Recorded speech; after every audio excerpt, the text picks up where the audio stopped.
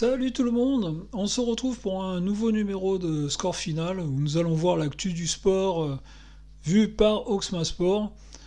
Donc aujourd'hui le programme va être tout simple, on va revenir sur toute l'actu qu'on nous avons suivi ce week-end dans le foot. Donc on va parler de la Ligue 1, on va parler de la Ligue des Champions masculine, de la Women's Champions League donc féminine, de l'OGC Nice en Europa League Conference. Et on va finir par notre coup de gueule. Voilà le programme, donc on se retrouve tout de suite avec notre premier sujet. Allez, on part avec la Ligue 1. La Ligue 1, on va faire un rappel des scores. Score intéressant pour les trois premiers du championnat. Donc on voit Angers-PSG, donc le PSG s'impose 2-1, bon, dans un triste match du PSG. Sauvé par ses deux attaquants, Mbappé double buteur et Lionel Messi passeur et qui fait encore un très bon match. Avec quand même Donnarumma qui nous fait quelques beaux arrêts dans ce match. Donc victoire du PSG 2-1 mais un triste match. Le samedi, Auxerre recevait Lille. Lille, il fallait prendre les 3 points. Lille pensait tenir ses 3 points. Et Auxerre arrive à accrocher un match nul à domicile contre Lille, donc un partout. Le match entre le 3e et le 4e valait son pesant d'or. Lens, 3e, recevait Monaco, 4e. Un match où les Monégasques n'ont quasiment pas existé, où les Lensois ont fait leur match référence d'après leur entraîneur Frank Hayes. Donc belle victoire des Lensois 3-0, les Lensois qui sont lancés pleine balle pour ce sprint final. Reims-Strasbourg, l'effet Reims qui était une équipe invaincue, là s'incline 2-0 contre Strasbourg. Strasbourg se donne de l'air dans le classement, on verra le classement un peu plus tard. Mais cette victoire de Strasbourg leur fait énormément de bien. Ajaccio-Brest, deux équipes mal classées. Match nul, 0-0. Alors est-ce que c'est une bonne affaire pour l'un et l'autre? Je ne pense pas. L'un et l'autre avait besoin des 3 points. Donc ça s'est soldé par un 0-0. Lorient qui recevait Toulouse. Lorient, heureusement qu'ils ont fait un bon début de saison car là ils marquent vraiment bien le pas. Toulouse qui s'impose 1-0 contre Lorient. Toulouse dans une dynamique pour préparer la finale de la Coupe de France, c'était très bien. Autre finaliste de la Coupe de France, Nantes recevait 3. Nantes qui en championnat n'y arrive plus du tout, ils sont aux portes de la relégation. Nantes qui menait 1-0, ils se font remonter, ils se font mener 2-1 par 3 quand même, équipe très mal classée, et ils égalisent en toute fin de match, donc ils vont chercher le point qui leur empêche d'être pour l'instant dans la zone de relégation. Nice-Clermont, Nice n'y arrive plus. À l'heure actuelle, Nice, l'effet changement d'entraîneur, ça y est, c'est fini. Nice s'incline à domicile contre Clermont, donc deux équipes, on va dire, du ventre mou. Mais pour Nice, là, ça fait beaucoup de défaites enchaînées. Ce n'est jamais bien bon.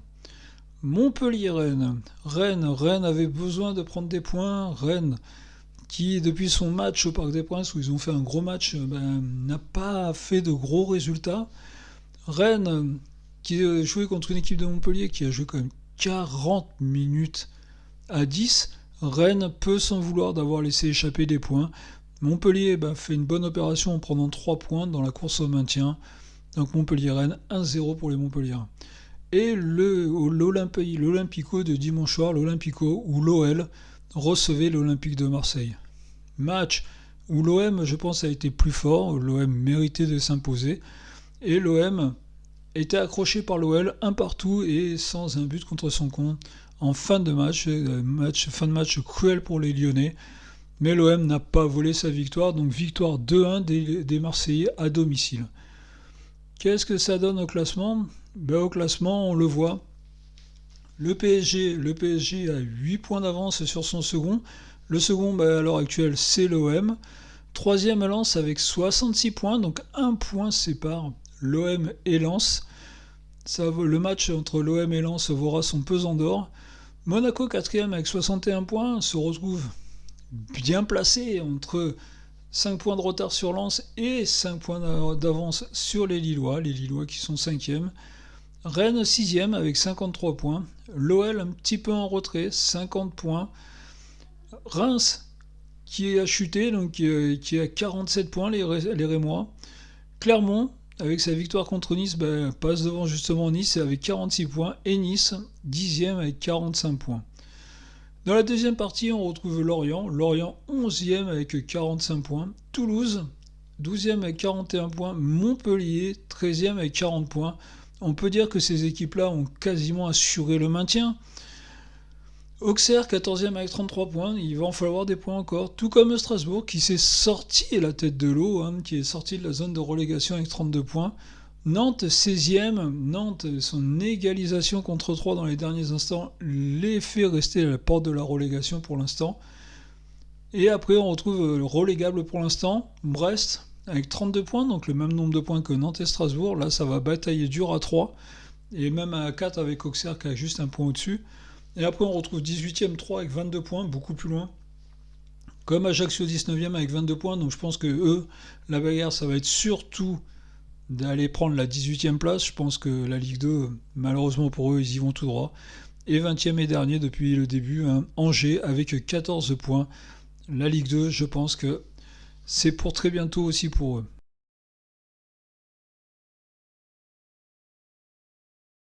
Cette semaine, nous avons eu le droit à la Ligue des Champions donc masculine.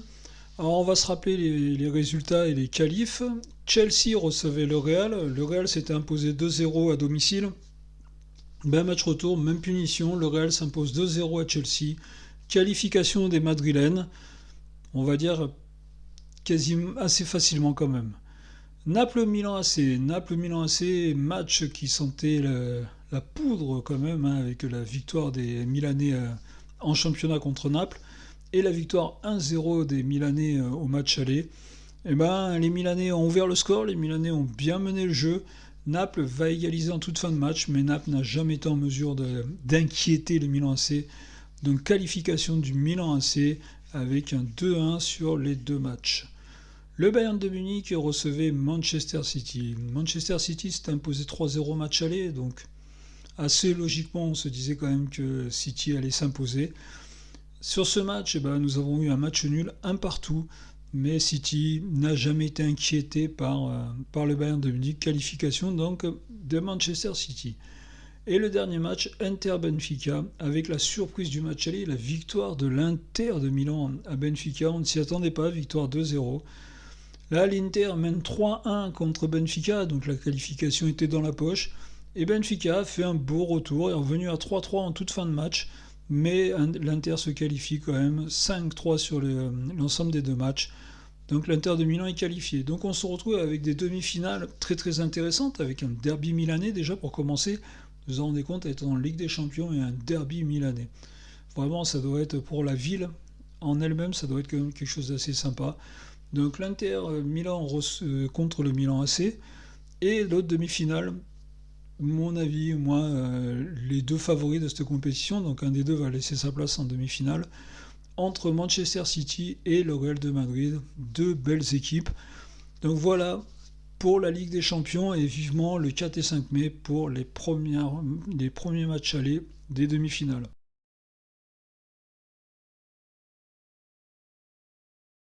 La Women's Champions League, nous retrouvons 4 très très belles équipes, et vraiment on est sur de très très belles deux demi-finales.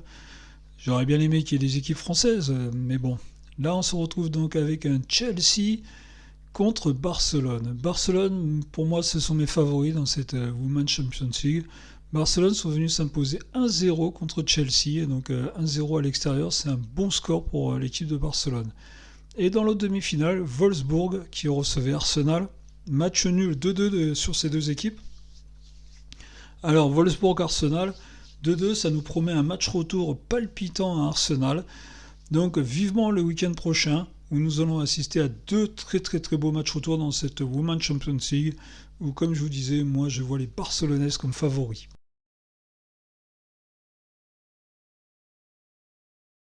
Allez, on va parler de l'OGC Nice. Alors l'OGC Nice, je vais essayer de ne pas être méchant quand je vais parler de l'OGC Nice.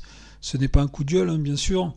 L'OGC Nice, qui, je pense aujourd'hui, certaines personnes de l'OGC Nice, et moi je pense à leur entraîneur Didier Digard en particulier, et certains joueurs, ont décidé d'apporter des choses en dehors du terrain au lieu de se concentrer sur le terrain. Je pense que le GC Nice recevait le FC Bâle. Franchement, Nice avait largement les moyens, mais largement, rien qu'au match aller déjà, de taper Bâle. Et au match retour, n'en parlons pas, ils auraient dû vraiment les mettre à terre pour être sûrs de se qualifier. Mais à Nice, actuellement, on est plutôt à se prendre la tête pour des choses qui n'ont pas d'intérêt. Et je pense que voilà, aujourd'hui, Nice traverse une très très mauvaise période à cause de ça, à cause de leurs soucis qui se sont créés eux-mêmes. Hein. Cette affaire, qu'on va dire, Galtier-Fournier, est survenue le lendemain d'une défaite contre le PSG à Nice. Vraiment quelque chose qui a été très très malsain. Depuis Nice, déjà, ils avaient perdu contre le PSG. Ils ne gagnaient plus déjà bien avant. Mais là, depuis, ils enchaînent les contre-performances. Et là, cette contre-performance, elle doit faire mal parce que je pense qu'ils méritaient et ils avaient largement les moyens de se qualifier pour cette demi-finale en Europa Conférence. Et voilà, en ayant emmené autre chose que sur le terrain du football, les Niçois se sont loupés. Je pense que l'entraîneur Didier Digard, c'est un jeune entraîneur. Il va falloir qu'il réfléchisse à ça parce que ce qu'il a fait, je pense que pour moi, il porte toute la responsabilité de tout, hein, Didier Digard.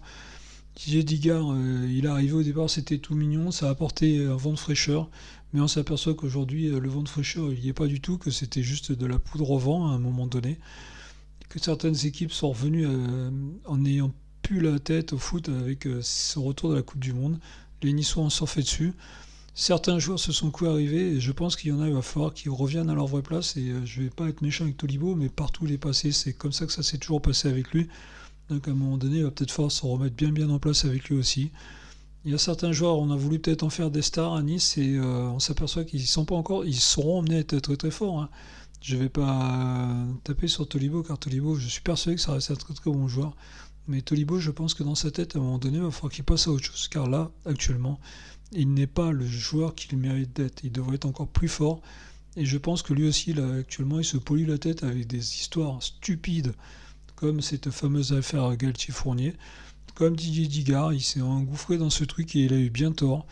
Et je pense qu'actuellement, ça les dessert plus que ça les sert. Donc c'est une très très grosse désillusion cette défaite des Niçois, car je pense qu'il y avait largement la place pour qu'ils passent. Mon coup de gueule n'est pas non contre l'équipe de France féminine, pas contre Hervé Renard ou qui que ce soit. Là, pour ceux qui connaissent, ceux qui me suivent, vous savez que j'en ai assez poussé contre Wendy Renard en particulier, mais surtout pas. Moi, je suis un supporter de l'équipe de France féminine comme du football français féminin. Et là, mon coup de gueule est là parce que je suis agacé d'entendre ce que j'entends actuellement. La Coupe du Monde qui va se dérouler en Australie et en Nouvelle-Zélande, donc de l'autre côté du globe pour nous, pour l'instant, il n'y a pas de diffuseur.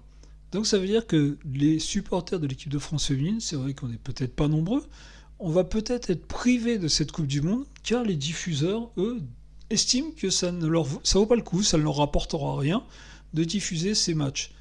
Mais il n'y a pas une chaîne française publique, hein, je crois qu'il y a France Télévisions, et l'équipe de France féminine, c'est pas une représentation.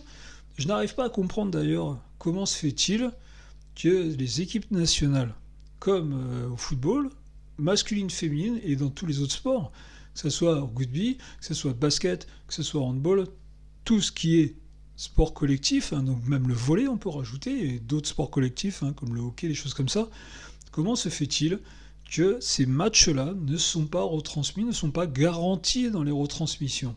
Ça devrait être le minimum. Le football féminin a autant sa place, le sport féminin même, excusez-moi, a autant sa place que le sport masculin. Donc on va avoir une Coupe du Monde de football, ou même de rugby, souvenez-vous, la Coupe du Monde au Japon, qui se déroule avec des décalages horaires de fou, et on va retrouver des matchs en direct, et la Coupe du Monde féminine, avec la France quand même, avec notre pays représenté, et eux ils n'ont pas de diffuseur. Donc mon coup de gueule il est là. Comment se fait-il qu'aujourd'hui, certaines personnes, même si on n'est pas nombreux, mais je pense qu'on est quand même un petit paquet, à vouloir regarder l'équipe de France féminine, hein, W9, je crois qu'elle a fait un très très bon résultat sur les 2 derniers matchs, avec l'arrivée d'Hervé Renard, bien sûr. Donc comment se fait-il qu'on va peut-être être privé de l'équipe de France parce que des décideurs estiment que ça ne leur apportera rien? Je pense qu'en France, la redevance télé, je crois qu'on ne la paye plus, toutes ces choses-là, mais il y a quand même des choses, hein. Il y a quand même une chaîne publique. on devrait pouvoir avoir accès au sport féminin, même si c'est de l'autre côté de la planète, même si c'est au milieu de la nuit. Là, le sport féminin, c'est le football, mais ça pourrait être n'importe quel sport. Comment se fait-il qu'on ne puisse pas avoir accès au sport féminin en général dans ce pays où on se dit qu'on est un pays où on est progressiste et tout ce qui va bien, l'égalité homme-femme? Bah là, non, on la voit pas. Mais on pourrait rentrer encore dans bien d'autres débats, hein, où je n'arrive pas à comprendre, moi, personnellement, comment se fait-il que les féminines qui vont en équipe nationale ne touchent pas les mêmes primes que les masculins qui vont en équipe nationale, et que ça soit dans le football, dans le rugby et dans les autres sports. Hein. Je crois qu'il y a d'autres sports où les féminines ont des titres et que les masculins n'ont pas. Donc voilà, c'était mon coup de gueule. Mon coup de gueule, c'est pourquoi la Coupe du Monde ne sera peut-être pas diffusée. C'est quelque chose qui m'agace. Salut tout le monde et je vous dis à la semaine prochaine pour Score Final. Salut à la team!